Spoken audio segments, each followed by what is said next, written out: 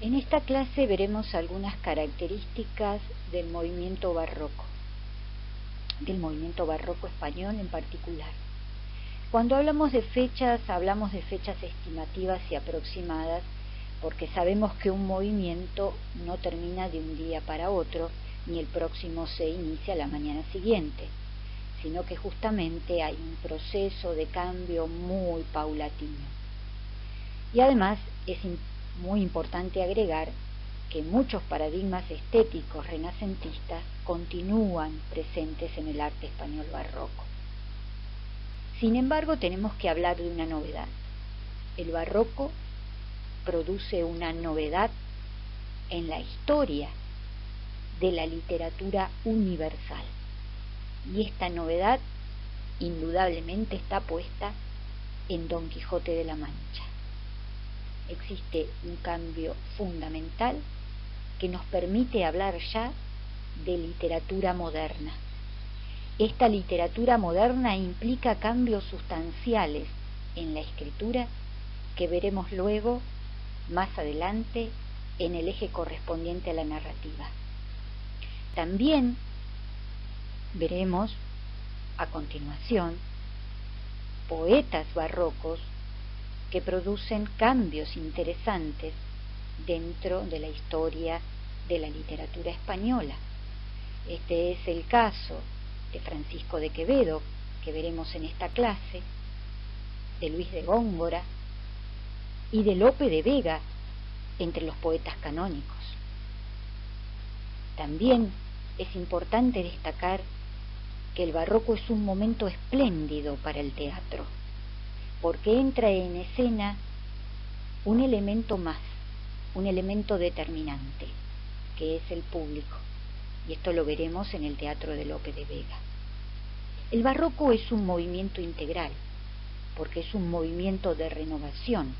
No hablamos de transgresión y ruptura, sino de renovación a partir de un concepto que también es de tradición clásica y que es la inventio o inventio, y que tiene un rasgo diferencial con respecto a la imitatio renacentista. Y aquí se encuentra la novedad. El contexto histórico es fundamental para poder comprender cualquier movimiento, y en el caso del barroco es muy importante tenerlo en cuenta. Uno de los elementos fundamentales que atraviesan el momento sociopolítico del barroco es la contrarreforma. Y la contrarreforma es la respuesta católica a la reforma protestante de Lutero. Esto tiene que ver con un resurgimiento del poder católico y sobre todo, y esto tiene que ver también con todo el aparato de control y de censura que ejerce la Iglesia Católica en la sociedad española, y es la institución de la Inquisición que en este momento se revitaliza. El barroco es un movimiento que abarca varios reinados: el reinado de Felipe II, el de Felipe III y el de Felipe IV. La teoría política es el absolutismo, es decir, el rey absoluto que invoca a Dios. Existe, por lo tanto, una concentración de poder. Es un movimiento de crisis. Como todo movimiento de crisis, produce cambios sustanciales. Este movimiento de crisis genera, por una parte, un gran descontento, un pesimismo, una desconfianza, un desengaño en las instituciones, fundamentalmente del clero y la nobleza, porque son ellas las que refuerzan sus privilegios frente a una mayoría sumida en la pobreza.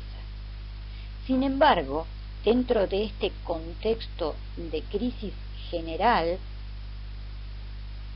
hay un significativo florecimiento del arte. El arte da cuenta de esa crisis, y frente a los escombros, podríamos decir, entre comillas, de un imperio que parece venirse abajo, el arte va a florecer de una manera inusitada en la España del momento. Por eso hablamos de una lírica barroca que se va a manifestar con un inmenso esplendor tanto en Quevedo como en Góngora. Y una de las cosas fundamentales que decíamos al inicio de la clase es el estallido del teatro. El teatro, en primera instancia, como manifestación popular a partir del teatro de Lope de Vega, y la presencia de Calderón de la Barca con su drama filosófico y con el teatro palatino. Por otra parte, uno de los inmensos novelistas dentro de la tradición de la literatura española, y en este caso nos referimos a Cervantes, va a postular el gran cambio dentro del paradigma de la literatura del momento. Don Quijote de la Mancha es el que inicia la novela moderna, da inicio a la novela moderna. También vamos a encontrar los relatos picarescos. Estos relatos picarescos que están en manos de Quevedo y de Mateo Alemán, pero también veremos en el Lazarillo de Tormes cómo se representa la crisis social en esas páginas. El barroco es toda novedad en este sentido. Cuando hablamos del barroco como un arte integral, nos referimos a que tanto en pintura como en música, como en literatura, hay características que se comparten. El sentimiento de crisis está plasmado a partir del juego de los contrastes. En poesía veremos que es muy habitual el uso del oxímoron, el uso del contraste, es decir, por ejemplo, un adjetivo que es el opuesto a su sustantivo. Lo mismo veremos con los juegos antitéticos. Es una estética de contrastes. En la pintura se ve claramente el juego de luces y sombras. También en pintura aparece, como en el caso del sacrificio de Isaac de Caravaggio, el tema y la cuestión de la presencia de un foco, que es el punto crucial de la obra. En este caso va a surgir en la pintura, a resurgir en la pintura el tema religioso. La pintura española, en el caso de la pintura que estamos observando ahora, de José de Ribera, que se denomina San Onofre, permite observar, permite ver claramente en la imagen elementos que también veremos en literatura. El tenebrismo, del latín tenebrae, que quiere decir tiniebla. Y aquí hay un elemento importante que es, por una parte, también el juego de los contrastes y el intento de representar de una manera más, y esto lo pongo entre comillas, real, los aspectos, por ejemplo, en este caso, religiosos. Hay un intento de acercamiento de un cuerpo, entre comillas, más real. Ustedes recuerden, y esto es muy importante, pensar a partir de la diferencia que existe con, por una parte, las pinturas y las esculturas renacentistas, donde se buscaba representar la perfección del cuerpo humano, la armonía y la simetría. Fíjense que en esta pintura hay una gran distancia con el ideal pictórico renacentista. Aquí no se busca representar la belleza del cuerpo, sino más bien representar una emoción.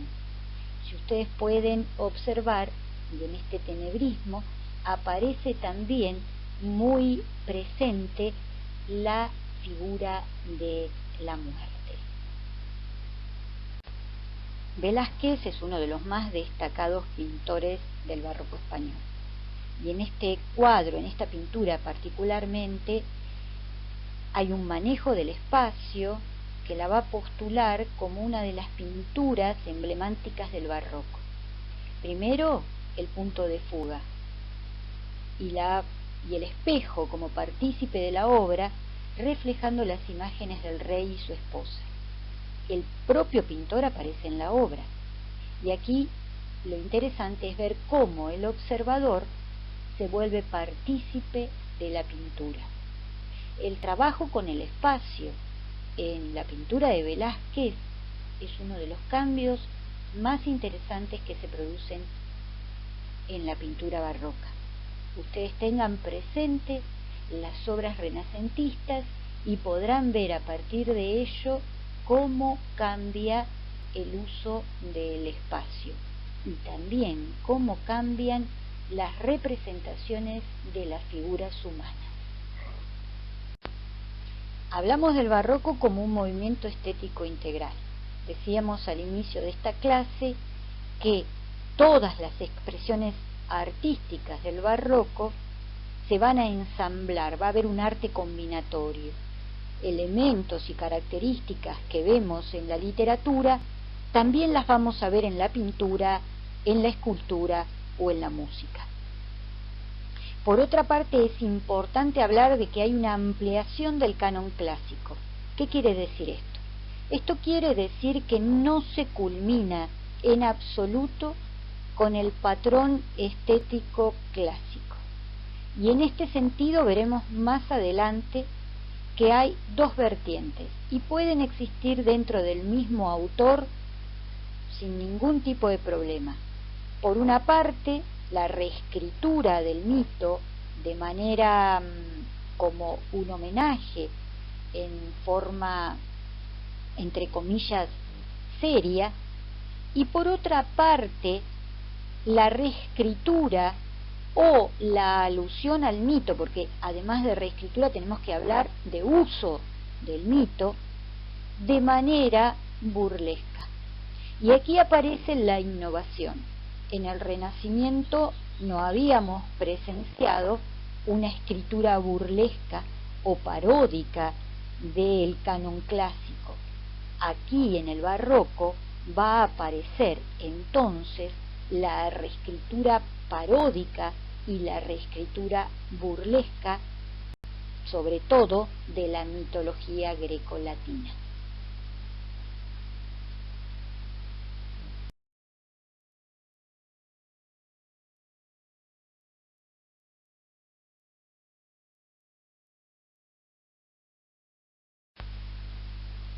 Observamos entonces que los tópicos clásicos continúan en el barroco. Uno de los tópicos que se extienden en el barroco e intensifican su significación es carpe diem, el tópico de vivir el momento, que estaba presente en el Renacimiento. Va a intensificar su significación a partir del tempus fugit, es decir, del tiempo que se fuga.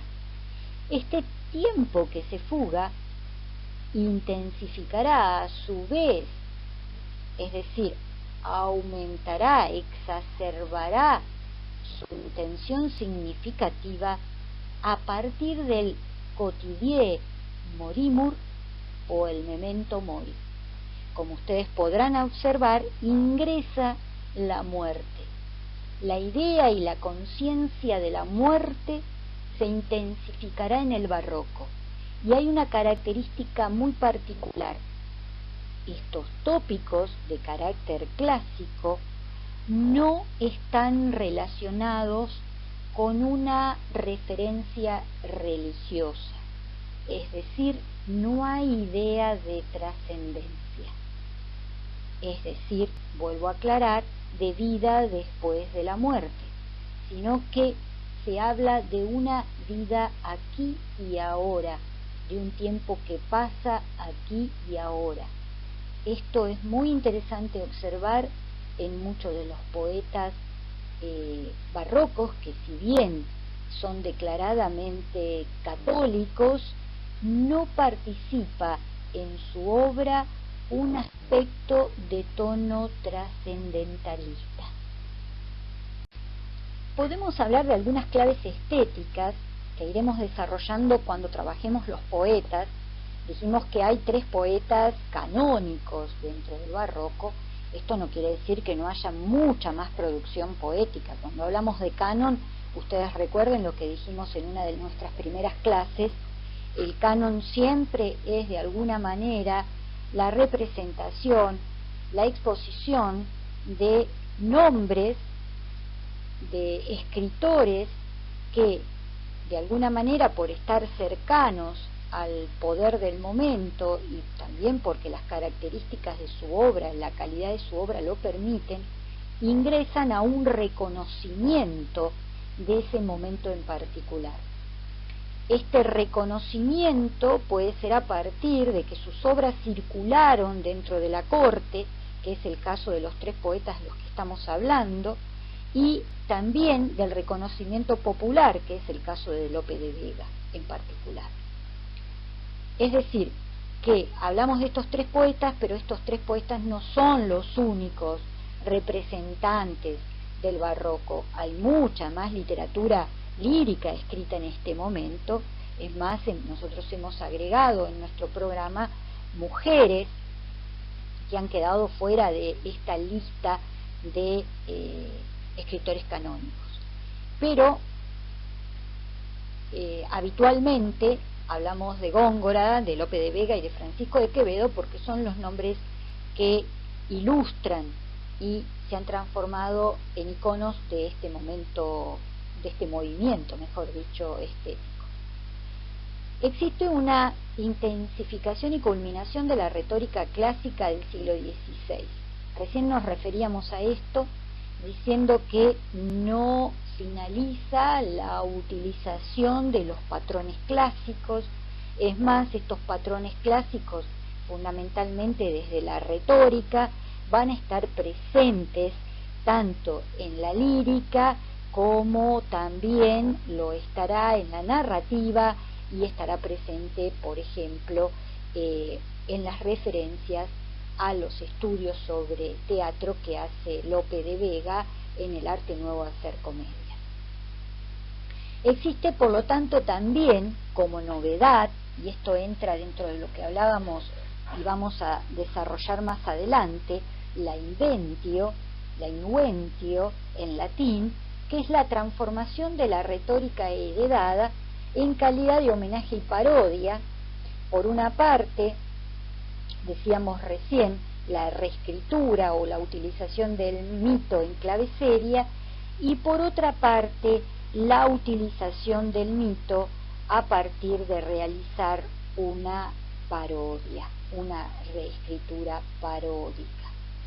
Es importante aclarar y destacar que la parodia es una estrategia de escritura barroca. Anteriormente, en el Renacimiento, no hablábamos de parodia. La parodia es la estrategia de escritura barroca, es decir, se inicia y de alguna manera se vuelve famosa a partir de Don Quijote de la Mancha. En general, cuando hablamos de las claves poéticas barrocas, pensamos siempre en 2 líneas que las vamos a ver interrelacionadas porque no hay un corte entre las 2. Y me refiero a conceptismo, que siempre identificamos con Francisco de Quevedo, y a culteranismo o gongorismo.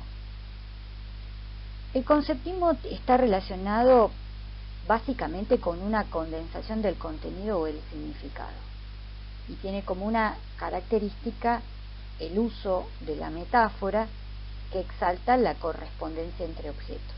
Por ejemplo, a la alegoría, la antítesis, el paralelismo como técnica para establecer una relación entre conceptos. Este conceptismo siempre estuvo relacionado con la agudeza y el arte de ingenio. Sin embargo, veremos que también el gongorismo exige una agudeza y fundamentalmente exige una buena enciclopedia de conocimiento erudito. Ahora bien, dentro del conceptismo, y estos no son compartimentos estancos, porque ustedes verán que el culteranismo, cuyo más destacada personalidad es Góngora, también hará uso de las estrategias de escrituras y de la retórica conceptista. Vamos a hablar de la antítesis. Hoy yo les decía que es interesante observar que el barroco funda su crisis en esta cuestión de los claroscuros. Pero ¿cómo se representa el claroscuro en la lírica? Por lo general ustedes van a ver la coexistencia de elementos en pugna, elementos que siempre van a tratar de postular su crisis a partir del encuentro conflictivo entre ambos. Esto lo va a caracterizar la antítesis y lo va a caracterizar el oxímoron. Y esto lo vamos a ver luego cuando analicemos los textos.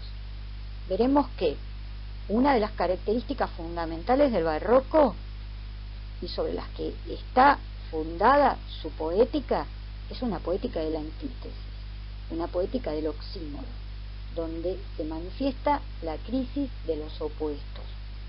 Esto también va a estar presente en Góngora, aunque siempre se ha dado a conocer de Góngora su complejidad. ¿Por qué? Por el cultismo.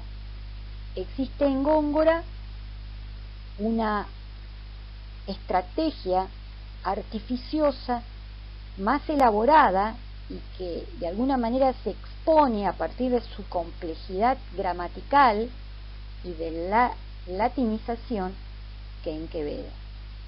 Estas serían resumidas las características de algunas claves poéticas para pensar a Góngora y a Quevedo.